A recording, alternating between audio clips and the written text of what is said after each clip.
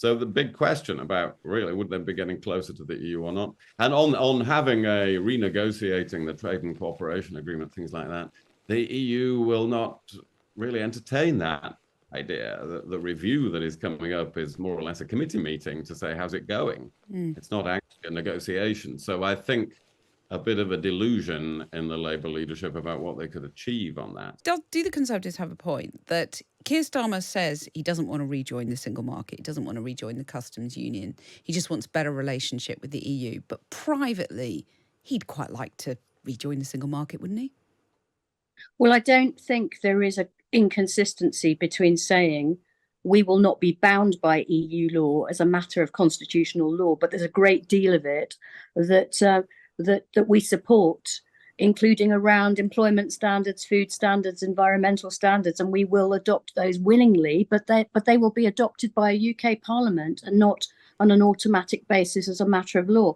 That to me makes sense. Whatever is in the Labour leader's secret soul and time machine and mine too is not the point. I think maybe it is if he's not being honest in public about what he really believes and wants to do after an election.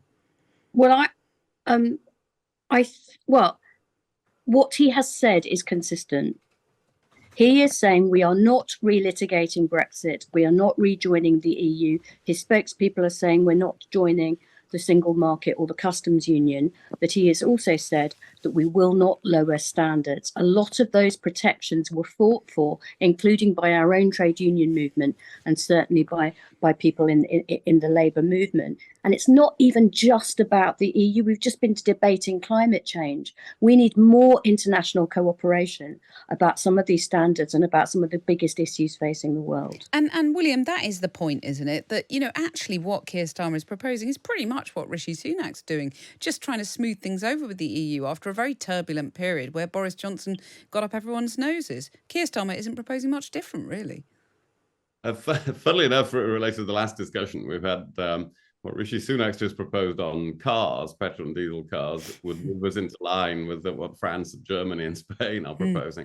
Keir Starmer wants 2030, wants to diverge and be different from the EU. So I think there's a bit of a muddle going on there in the Labour leadership. He's got muddled in his rhetoric. I mean, he's what he said in the interview when he was speaking, I think in Canada, we don't want to diverge, was quite a sweeping statement. But if you think of things like the big thing coming up, artificial intelligence, the European Union is adopting a very prescriptive, very rule-heavy approach, which will mean that won't be developed in the EU and they won't be in control of it. The UK is trying to do that in a different way. Well, that will be important to do it in a different way from the European Union. That will be in the national interest. So it's not clear where Labour would stand on issues like that, all these new issues that are coming up in the future. So the big question about really would they be getting closer to the EU or not, and on having a renegotiating the trade and cooperation agreement, things like that, the EU will not really entertain that idea. The review that is coming up is more or less a committee meeting to say how's it going. It's not actually a negotiation. So I think a bit of a delusion in the Labour leadership about what they could achieve on that. And, Keir Starmer is very insistent publicly that he doesn't want to rejoin the single market or the customs union.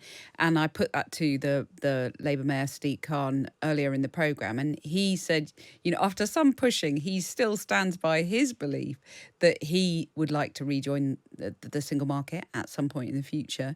Shami, would you like to see that happen? Do you think it will happen? Is it potentially now a vote winner? I don't think it's a realistic proposition now, or probably for some considerable time. But I think Lord Hague makes a point about, he's a very experienced and eloquent politician. The word diverge is possibly not the right word. I don't want us to fall short of hard-won standards. But in some cases, I would like us to exceed those standards because, for example, in relation to climate change, I would, in a way, like us to be Margaret Thatcher in 1989, leading the world, certainly not falling short. And I think that Rishi Sunak's speech this week is the opposite of Margaret Thatcher's 1989 speech to the UN General Assembly, because he's signalling that, and by the way, this point about the cost being on poor people. Not at all. We want a just transition, and with proper government support, the cost of decarbonisation should be borne, as she said in 1989, by those by the richest countries, and domestically by those with the broadest shoulders, but Shemi, including fuel companies. Shemi, you talk about William being a consummate politician, but you've just showed those qualities yourself by dodging my question entirely. I mean, I asked if you would personally like to see the UK rejoining the single market or the customs union, and do you think that that might be a vote winner in the future? You said it's not a realistic proposition now, but in the future. But I don't know what's going to happen in the future, even to the composition of the EU or other international groupings. If you ask me what I would like in my wildest dreams, I'd like to get into a time machine perhaps and go back to 2015, but that's just not going to happen. And so I face the world as it is and try and make a better world for the future. But is a closer relationship with the EU now potentially a vote winner, do you think? Potentially a closer relationship, but I don't think it's realistic nor necessarily a vote winner to be saying we're going to relitigate the pain of the Brexit referendum, which is why I think Michael Gove said, he's taking us back to the pain of the what did he call it, Brexit trauma or something like that. Well, Michael Gove can talk about Brexit trauma having been so responsible on the therapist's couch.